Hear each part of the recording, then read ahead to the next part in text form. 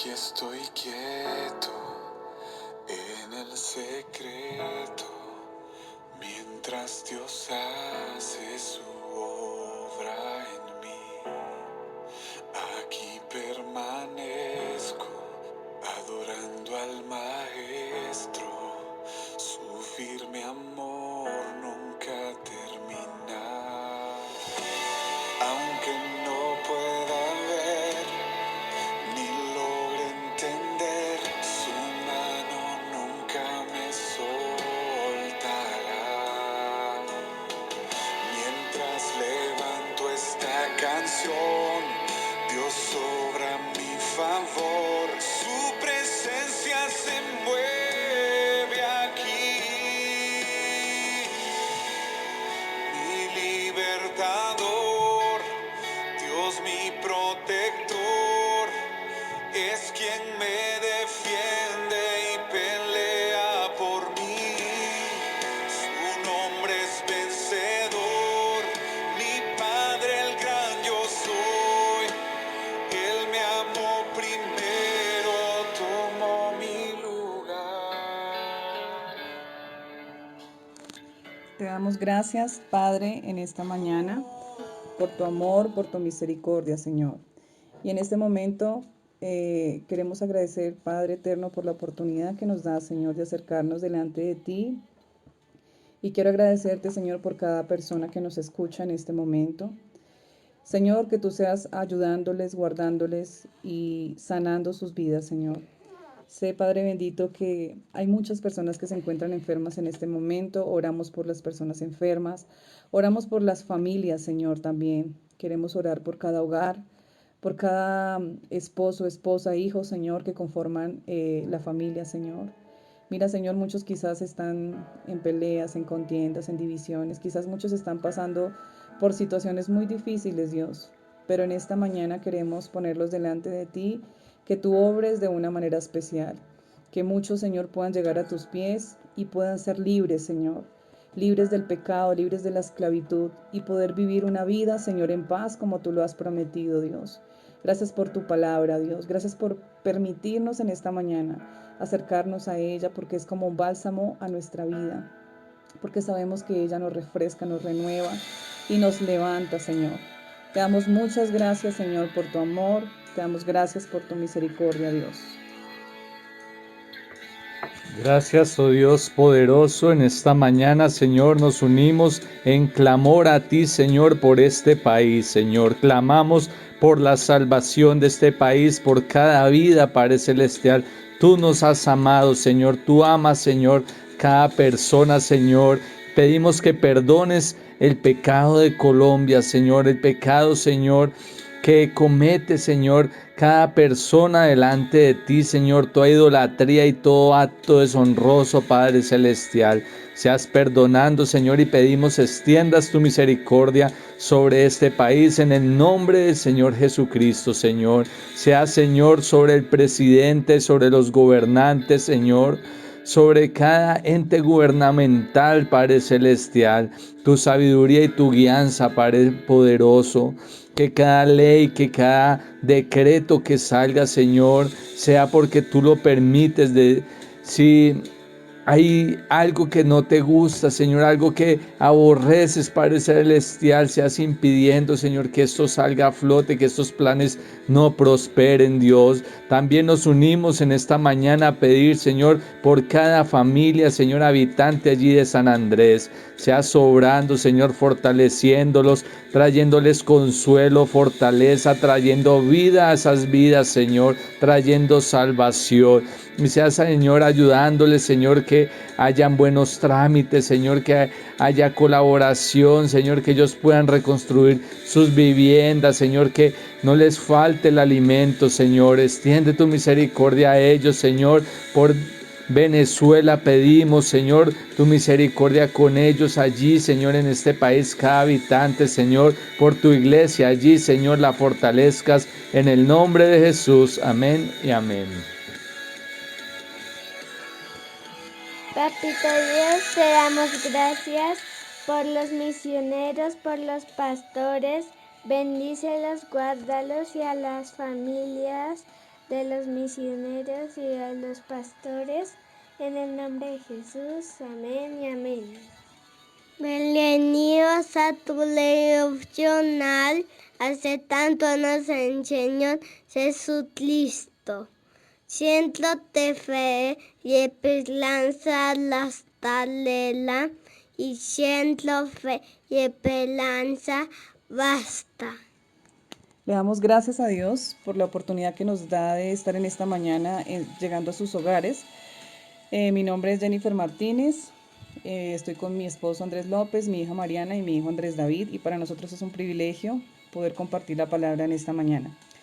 Hermanos, les recuerdo, estamos en la lectura en Ezequiel, capítulo 12, 13 y 14. Y antes de iniciar ya con la lectura,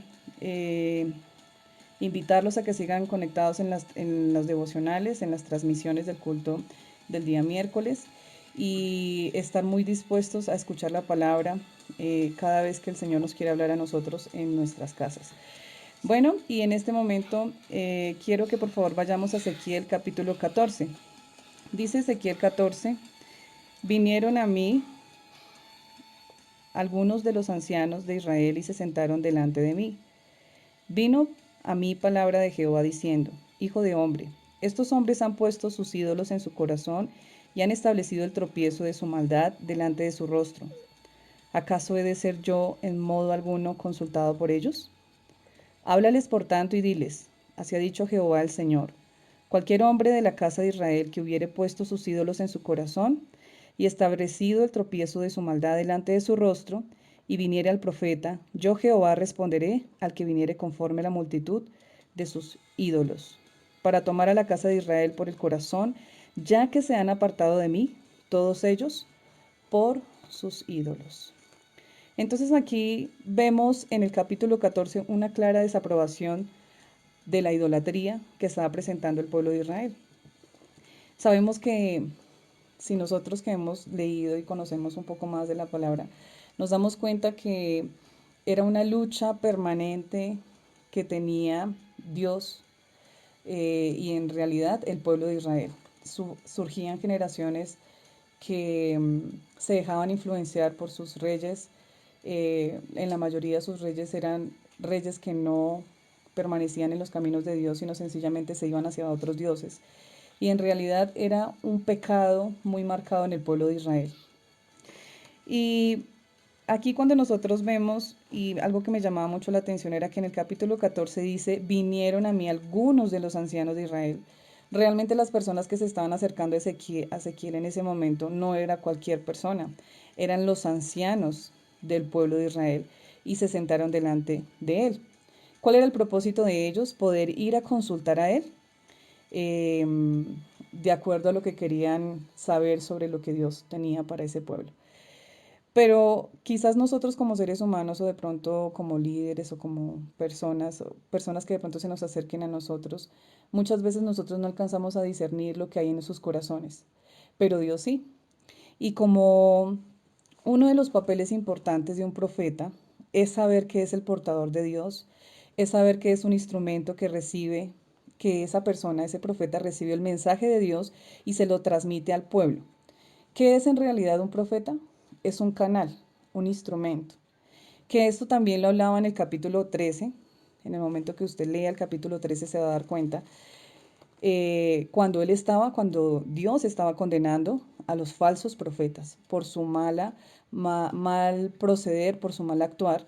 Y nos damos cuenta aquí que este pueblo pretendía ir de la mano de Dios, pero al mismo tiempo ir de la mano de los ídolos. Y ellos pensaban que en cierta manera podían jugar con esto y que Dios no iba a hablar, pero Dios usaba al profeta Ezequiel para condenar a los falsos profetas, para hablar a su pueblo y decirle, no estoy de acuerdo con la manera como están viviendo, que era como lo manifestaba en este capítulo.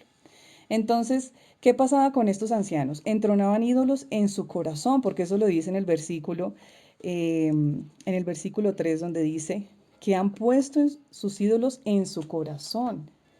O sea, ¿qué era lo que en su corazón? Idolatría. Estaban totalmente apartados de Dios y pretendían estar consultando a Dios.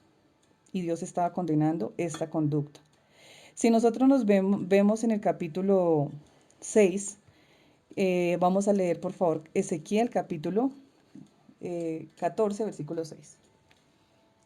Por tanto, di a la casa de Israel, así dice Jehová el Señor, convertíos y volveos de vuestros ídolos y apartad vuestro rostro de todas vuestras abominaciones. Una de las cosas que nosotros muchas veces nos preguntamos es por qué suceden de pronto en la vida de las personas disciplina, suceden cosas que Dios quiere corregir. Y esto, si usted se pone a ver, muchas veces la disciplina que Dios usa sencillamente es para hacernos recapacitar, para que nosotros podamos entender el propósito de Dios, podamos corregir y ser disciplinados, ¿sí? Y podamos acercarnos nuevamente a Él. O sea, ¿qué es lo que quiere Dios? Acercarte otra vez a su presencia. Muchas veces estamos pasando por esa situación difícil y decimos, Señor, pero ¿por qué estamos pasando por esta situación? Por esa desolación, por ese desierto, por esa tribulación, esa situación que decimos, Dios mío, pero ¿qué pasó?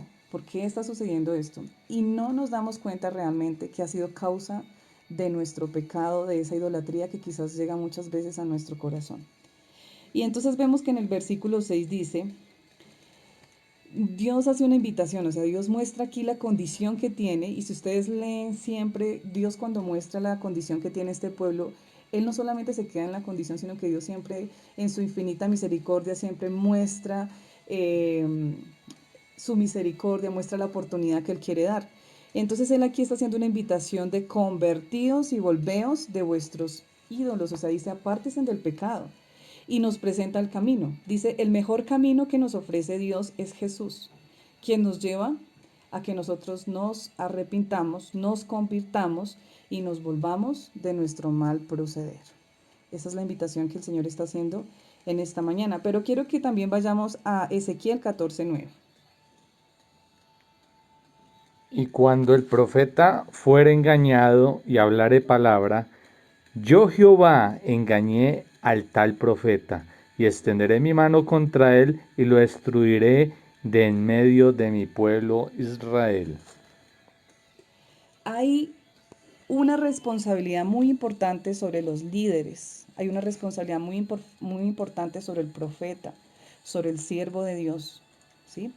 Y nosotros debemos saber cómo está nuestro proceder.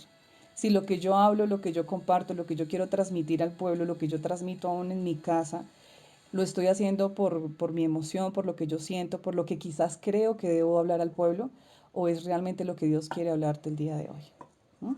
O es realmente lo que Dios quiere hablarle a estas personas. Entonces hay una responsabilidad muy grande en cuanto a los profetas.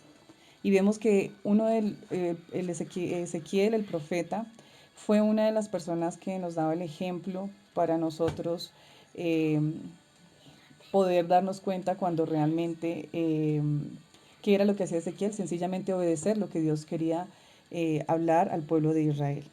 Dios quiere seguir siendo nuestro amigo y que seamos su pueblo.